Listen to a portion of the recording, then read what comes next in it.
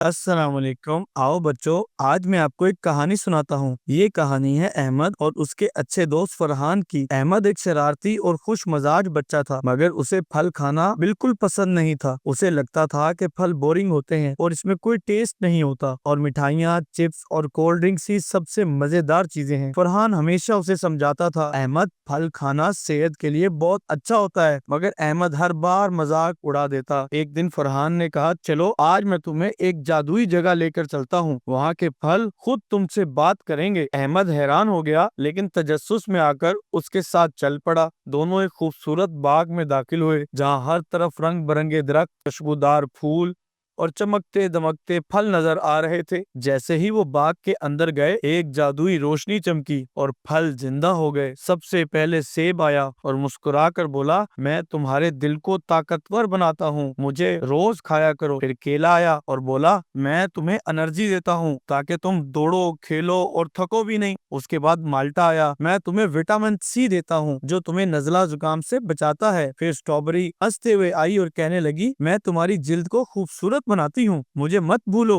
अचानक अनानास दरख्त से नीचे उतरा और बोला, मैं हाजमा बेहतर करता हूँ ताकि तुम्हारा पेट हमेशा खुश रहे। अहमद ये सब देखकर हैरान रह गया। उसने हर फल को चखा और उसे सब बहुत मजेदार लगे। अहमद बोला, ये तो वाकई बड़े मजेदार और फायदेमंद भी हैं। फिर एक रंगीन तितली आई और नरम आवाज में बोली, फल फितरत का तोहफा हैं, इनसे दोस्ती करो, ये तुम्हें तंदुरुस्त और चालाक बना देंगे। अहमद ने फरहान की तरफ देखा और कहा, शुक्रिया फरहान, अब से मैं हर रोज फल खाऊंगा, क्योंकि ये सेहत के असली हीरो हैं।